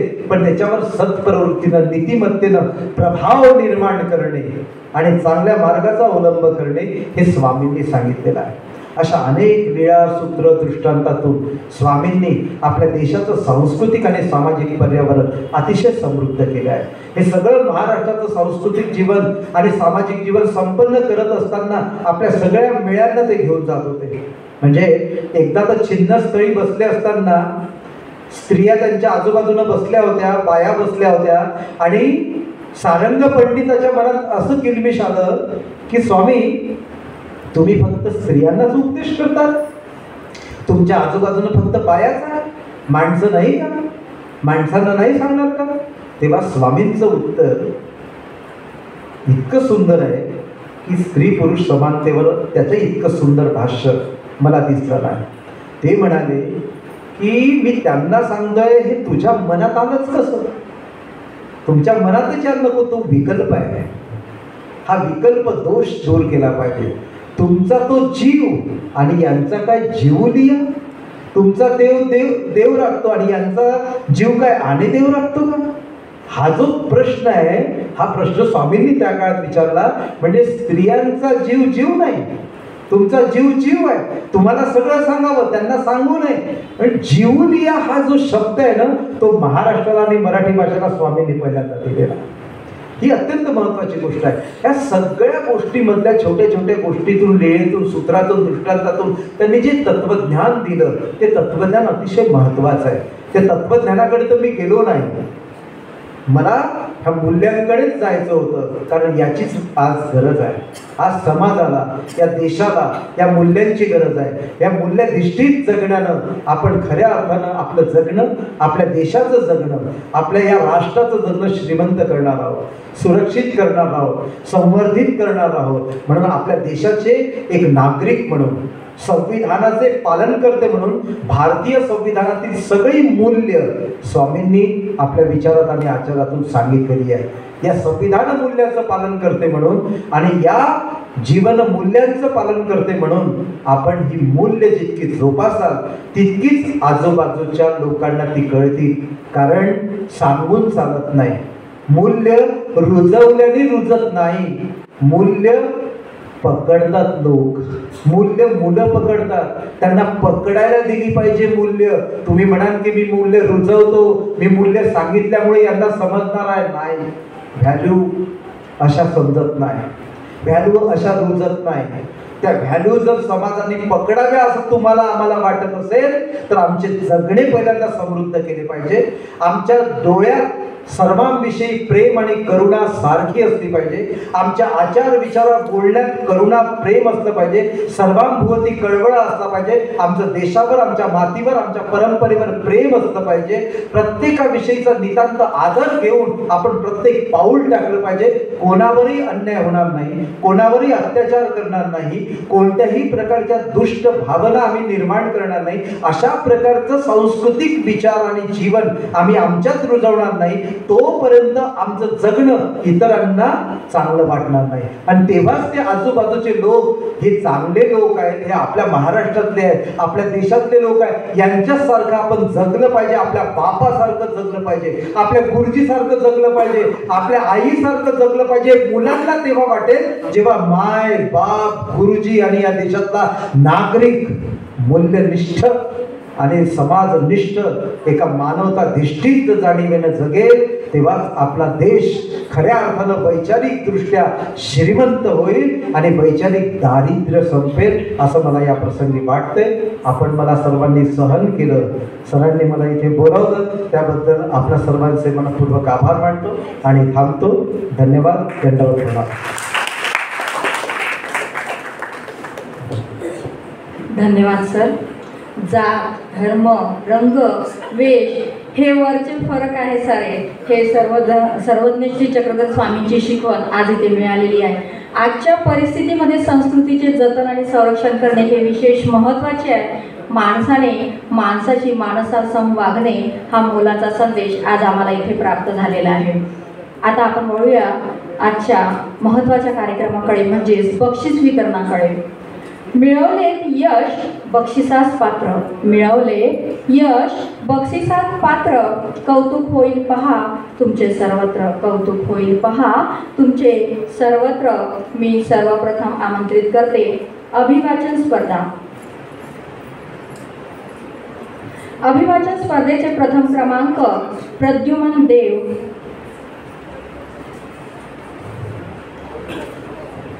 विभागून दिलेले बक्षीस आहे. प्रथम क्रमांक प्रद्युमन देव.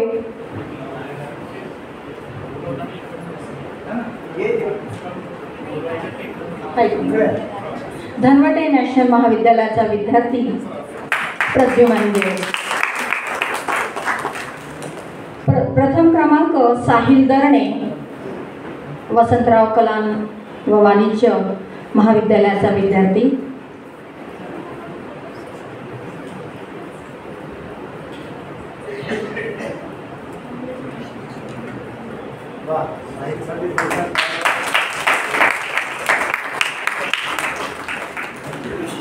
खूप खूप अभिनंदन. द्वितीय क्रमांक प्राप्त केलेला आहे अभिवाचन स्पर्धेमध्ये मोहनी वनकर, धनवटे नॅशनल महाविद्यालयाची विद्यार्थिनी मोहनी वनकर.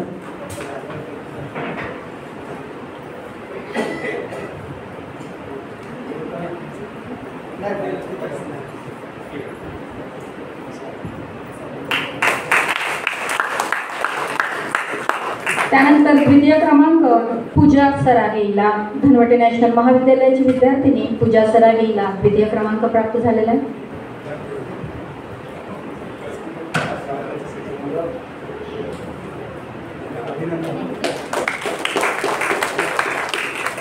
खूप खूप अभिनंदन. तृतीय क्रमांक प्राप्त झालेला आहे, इथे सुद्धा विभागून आहे वेदश्री मिश्रा, वेदश्री व्यास, व्यास.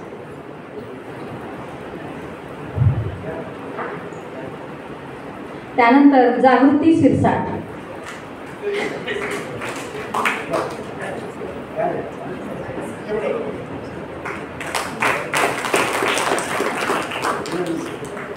जागृती सिरसाट तृतीय क्रमांक प्राप्त झालेला आहे अभिवाचन स्पर्धेमध्ये.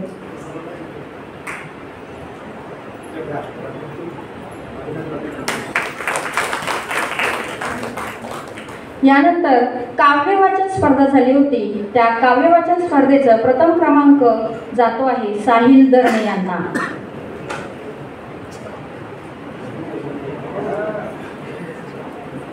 प्रथम क्रमांक साहिल दरणे यांना आणि विभागून प्रवीण मोला आहे.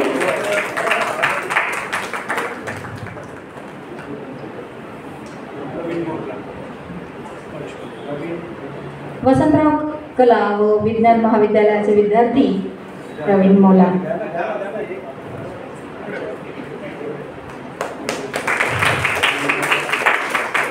द्वितीय क्रमांक प्राप्त झालेला आहे जागृती सिरसाट. काव्य वाचन स्पर्धेमध्ये द्वितीय क्रमांक जागृती सिरसाट.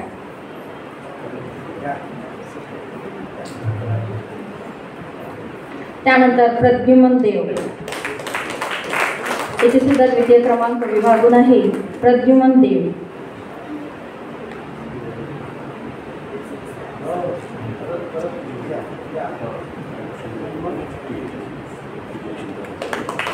खूप खूप अभिनंदन. तृतीय क्रमांक प्राप्त झालेला आहे राम चेन्नुरी आणि दीपाली डहाट.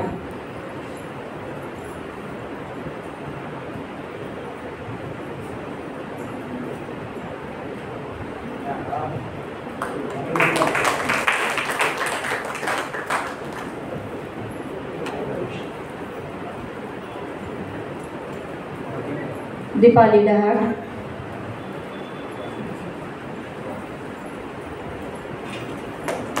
प्रोत्साहनपर बक्षीस अनंत गुलक्षे यांना देण्यात येत आहे. मी त्यांना आमंत्रित करते प्रोत्साहनपर बक्षिसासाठी. वसंतराव कला व विज्ञान महाविद्यालयाचे विद्यार्थी अनंत गुलक्षे.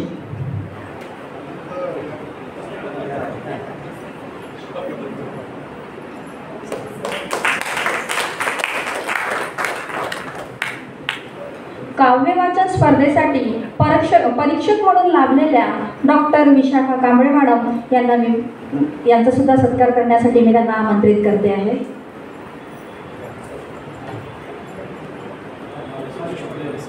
वसंतराव कला व विज्ञान महाविद्यालयाच्या HOD मराठी विभाग. त्यानंतर डॉक्टर बळवंत भोयर सर यांना मी मंचावर आमंत्रित करते.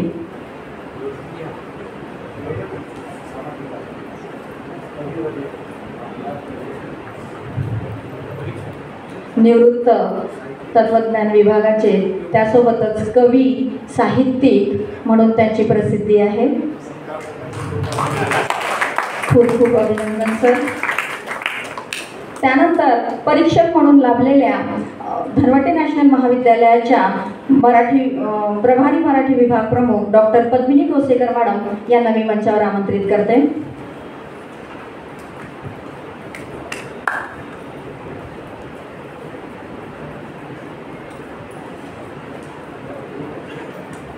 पद्मिनी गोसेकर ग्रुपकर मॅडम.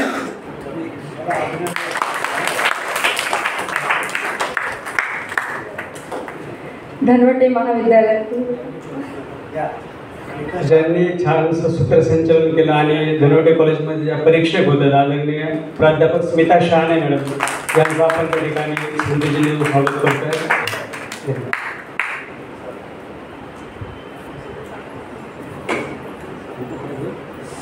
सर्वांचे खूप खूप अभिनंदन.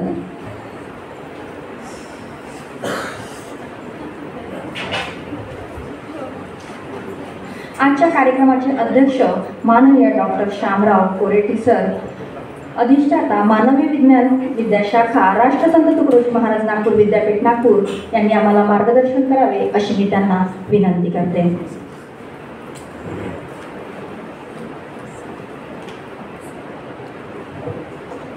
आजच्या या कार्यक्रमामध्ये उपस्थित डॉक्टर कोमल ठाकरे सर, ज्यांनी खरं तर भगवान सर्वज्ञ श्री चक्रधर स्वामी यांचा अवतरणदिनी आपल्या सगळ्यांना मार्गदर्शन केलेलं आहे. या गांधीयन विभागाचे विभाग प्रमुख वाटकर सर आणि चक्रधर स्वामी अध्यासन केंद्राचे विभाग प्रमुख डॉक्टर मिसाळ, आपण सर्व आणि विद्यार्थी मित्र हो.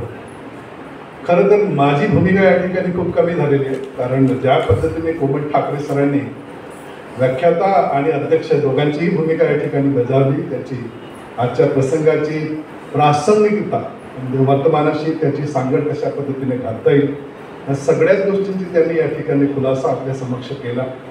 समाजातील विविध प्रकारची उदाहरणं देऊन आपल्यामध्ये काय आपण कुठल्या दिशेने चाललो आहे याचीही त्यांनी आपल्याला या ठिकाणी काळजी घेण्यासाठी सूचना नक्कीच केल्या आहेत. आपण ते नक्कीच पालन करणारच आहोत. मला फक्त अवघ्या 2 मिनिटात आपल्याला फक्त एक छोटासा संदेश देतो आणि थांबतो. पण तत्पूर्वी आजच्या या विविध प्रकारच्या कार्यक्रमाचं आयोजन केल्याबद्दल मिसाळ सरांचे मी या ठिकाणी अभिनंदन करतो आणि ज्या विद्यार्थ्यांना या ठिकाणी पुरस्कार प्राप्त झालेले आहेत त्या सगळ्यांचे मी या ठिकाणी मनपूसून अभिनंदन करतो आणि शुभेच्छा देतो पुढील वाटचालीसाठी. तर पदाच या ठिकाणी मला एवढंच बोलायचं आहे की या ठिकाणी बरेच लोक तरुण विद्यार्थी मंडळी पण उपस्थित आहेत आणि त्यामुळे एखाद वेळेला अशा प्रकारचा एक मनात किंतु परंतु निर्माण होऊ शकतो की 12व्या शतकातील 13व्या शतकातील विचारांचा आजच्या पिढीला काय उपयोग होईल अशा प्रकारची शंका कुशंका बरेचदा निर्माण होऊ शक्य आहे. पण आपली ही जी धास्ती आहे ते भारत सरकार सुद्धा जाणून आहे आणि म्हणून नव्या शैक्षणिक धोरणामध्ये इंडियन नॉलेज सिस्टमच्या अंतर्गत आम्ही ज्याला आपण म्हणू की बॅक टू द बेसिक्स ज्याला आपल्याला म्हणता येईल, जे आपले मूळ आहेत, आपले जड आहेत, आपल्या संस्कृतीचे, आपल्या मूल्यांचे जे जड आहेत त्यांना पुन्हा एकदा आपण शिकून घ्यावं अशा प्रकारची बहुतेक त्यांची ती सूचना आणि त्यातूनच अंतर्प्रेरणा मिळून नवीन शैक्षणिक धोरणामध्ये आपण सगळ्या जे काही जुने आपले जे काही सांस्कृतिक संचित आहेत, सरांनी हा एक अतिशय चांगला शब्द या ठिकाणी वापरला, त्या आपण पुन्हा नव्याने आपल्या अभ्यासक्रमामध्ये सामील करून घेतलेला आहे. आजही आपण अशा प्रकारचे अध्यासन केंद्र या विद्यापीठामध्ये उपलब्ध करत आहोत आणि खरं तर पूर्वीच्या कालखंडातील जे काही आचार्य असतील, ऋषी असतील, मुनी असतील ते आमच्यासारखे प्राध्यापकच होते, पण ते एका विद्यापीठाचे आणि नागपूर विद्यापीठाचे 4 जिल्ह्याचेच प्राध्यापक या ठिकाणी नव्हते, कुठेतरी महाविद्यालयाचे ते प्राध्यापक नव्हते, तर ते समाजाचे खरं तर प्राचार्य होते, आचार्य होते. आणि म्हणून त्या कालखंडात जे काही मोठमोठे आपल्याला विश्वविद्यालय जरी दिसत नसतील, आम्ही आज स्वतःला खूप मिरवतो वेगवेगळ्या प्रकारची डिग्र्या घेऊन, स्वतःला आम्ही डॉक्टर म्हणून घेतो, प्राध्यापक म्हणून घेतो, पण ह्या लोकांनी ज्यांनी आपल्याला ज्या पद्धतीचा विचारधन दिलेला आहे त्या लोकांनी कधीही अशा प्रकारचा क्लेम केलेला नाही आहे की समाजाचे करते धरते तेच आहे. प्रत्येक व्यक्तीने वेगवेगळ्या कालखंडामध्ये त्या व्यक्तींची महत्त्व आपल्याला या ठिकाणी कळते आणि त्या तत्कालीन कालखंडातील समाजातील ज्या काही समस्या असतील त्याचा यथोचित अशा प्रकारचे सोल्युशन्स त्यांनी काढलेले आपल्याला या ठिकाणी दिसून येतात. आणि म्हणून ज्या पद्धतीने त्यांची प्रासंगिकता सरांनी आपल्या सगळ्यांच्या समक्ष सांगितली, येणाऱ्या कालखंडात त्याची पुन्हा आपल्याला गरज पडणार आहे. आपण अतिशय मानव जमात ही आळशी होणार आहोत. अवघ्या 10 ते 15 वर्षाच्या कालखंडात आर्टिफिशियल इंटेलिजन्स आपल्याला आळशी करून सोडणार आहे. युद्धामध्ये लढण्याची आपल्याला गरज पडणार नाही आहे, मोठमोठे सामान उचलण्याची आपल्याला गरज पडणार नाही आहे, शेतात मजूर बनून आपण राबणार नाही आहोत आणि त्यावेळेला जे काही भौतिक विकास ज्याला आपण म्हणतो ह्यामुळे मानवी मनामध्ये विविध प्रकारचे खटाव तयार होणार आहे, शारीरिक आणि बौद्धिक रूपाने आपण व्याधीग्रस्त होणार आहोत आणि अशा वेळेला मानवी मूल्य त्या रसातळाला जाण्याची शक्यता या ठिकाणी नाकारता येत नाही. आणि त्यावेळेला पुन्हा एकदा आपल्या अशा वेळेला जे काही बृहत विद्यापीठाचे आणि समाजाचे ऋषी मुनी आचार्य यांनी जे काही बेसिक गोष्टी आपल्याला सांगितल्या आहेत, ज्यामध्ये सर्वज्ञ श्री चक्रधर स्वामी यांचाही या ठिकाणी समावेश करतो, अशा प्रकारच्या व्यक्तींच्या विचारधनाची आपल्याला गरज पडणार आहे. आणि म्हणून खरं तर अशा प्रकारचे अवतरण दिन असो की विशेष व्याख्यानं असो याची महती सदैव हे कायम राहणार आहे, हे आपण समजून घेतलं पाहिजे. आधुनिकीकरणाचा किंवा आपल्याला म्हणता येईल की विज्ञान युगाचा बाता आपण खूप करतो आहोत, पण त्यासोबतच आपण निसर्गावरही नियंत्रण प्रस्थापित करण्याचा प्रयत्न करतो, जे कधीही शक्य होणार नाही. अलीकडेच जे विविध प्रकारच्या घटना उत्तरेकडे घडलेल्या आहेत त्यावरून आपल्याला लक्षात यायला पाहिजे की प्रकृती स्वतःचं संतुलन कशा पद्धतीने करते आणि त्यामुळे आपण त्यावर जे काही मात करण्याचा प्रयत्न करत आहोत त्याचे दुष्परिणाम आपण भोगत आहोत. आणि म्हणून खरं तर येणाऱ्या कालखंडामध्ये ज्या प्राणीमात्रासंदर्भात आपल्याला दयाभाव दाखवण्यासाठी, मानव जमातीसाठी ज्या पद्धतीचा सद्भाव दाखवण्यासाठी आपल्याला जे मार्ग सांगितले आहेत त्या मार्गांची खरोखरच उपयोगिता आणि त्याची प्रासंगिकता कळणारच आहे. आणि म्हणून मी या ठिकाणी एवढाच संदेश देतो, अशा प्रकारचे जे काही चक्रधर स्वामी सारखे किंवा अन्य जे काही महान गुरु आपल्याला मिळालेले आहेत, आपल्या समाजाला मार्गदर्शन करण्यासाठी वेळोवेळी आलेले आहेत, त्या सगळ्यांच्याच विचारांचा आपण खरं तर आदर करावा, स्वीकार करावा, एवढेच या ठिकाणी बोलतो. आपल्या सगळ्यांना एकदा पुनश्च अवतरण देण्याची शुभेच्छा देतो आणि थांबतो. धन्यवाद.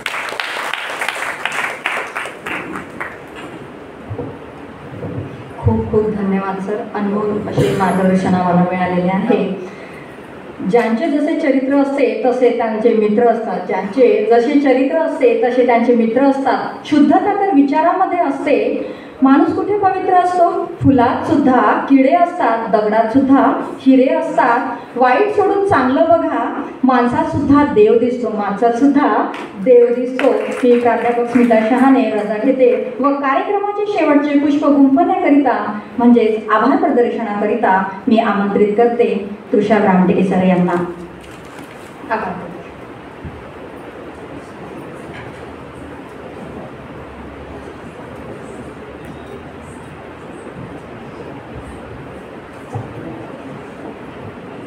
राष्ट्रसंत तुकडोजी महाराज नागपूर विद्यापीठ नागपूर भगवान श्री चक्रधर स्वामी अध्यासन द्वारा आयोजित भगवान सर्वज्ञ श्री चक्रधर स्वामी विचार प्रबोधन सप्ताह निमित्त या ठिकाणी आज संपन्न झालेलं हे विशेष व्याख्यान व बक्षीस वितरण समारंभ या कार्यक्रमाचे अध्यक्ष म्हणून या ठिकाणी प्रामुख्याने उपस्थित असलेले आदरणीय माननीय डॉक्टर शामराव कोलेटी सर, अधिष्ठाता मानव विज्ञान विद्याशाखा राष्ट्रसंत तुकडोजी महाराज नागपूर विद्यापीठ नागपूर, सरांनी आपला अमूल्य वेळ या ठिकाणी देऊन आम्हाला उपकृत केलं. त्याबद्दल मी सरांचे मनपूर्वक आभार व्यक्त करतो.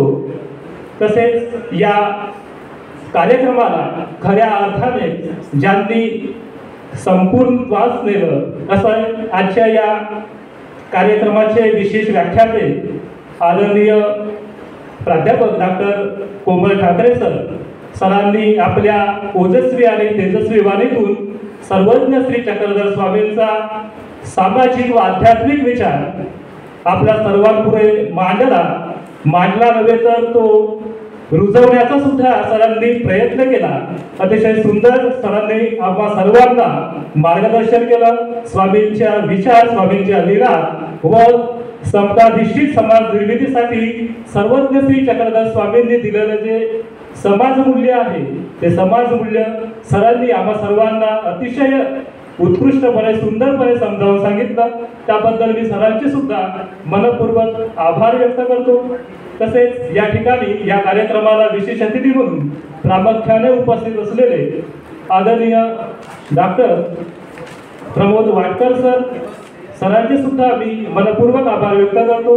या कार्यक्रमाचं ज्यांच्या मार्गदर्शनाखाली हा कार्यक्रम आम्ही राबवू शकलो, आयोजित करू शकलो, तसे भगवान श्री चक्रधर स्वामी अध्यासनाचे प्रमुख प्राध्यापक भारत मिसाळ सर यांचे सुद्धा मी मनपूर्वक आभार व्यक्त करतो. या सर्वज्ञ श्री चक्रधर स्वामी विचार प्रबोधन सप्ताहानिमित्त जे विविध उपक्रम राबवले गेले, ज्यांच्या माध्यमातून हे उपक्रम राबवले गेले असे वसंतराव नाईक कला व समाज कल्याण महाविद्यालय नागपूर, तसेच धरवटे नॅशनल कॉलेज नागपूरचे सर्व प्राध्यापक वृंद तसेच प्राचार्य यांनी या कार्यक्रमासाठी आम्हाला होकार दिला व आपले महाविद्यालय आम्हाला उपलब्ध करून दिलं, त्यांचे सुद्धा मी मनपूर्वक आभार व्यक्त करतो. आणि सर्वात महत्त्वाचं म्हणजे या सर्व प्रक्रियेमध्ये ज्या सर्व स्पर्धकांनी, ज्या विद्यार्थ्यांनी सहभाग घेतला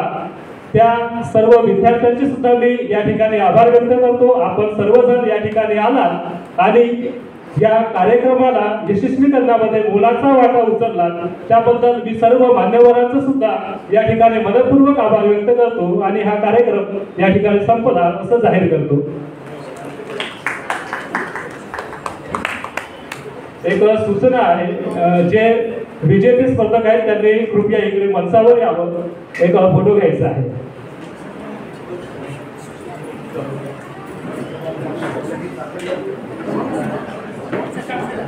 परीक्षकासह का? हा, मग असं बोला ना, मला सांगावं लागतं. स्पर्धेचे परीक्षक आदरणीय doctor Vishakha Kamble madam, doctor Anant Hoyar sir, doctor Padmini Ghusekar madam यांनी सुद्धा या ठिकाणी यावं.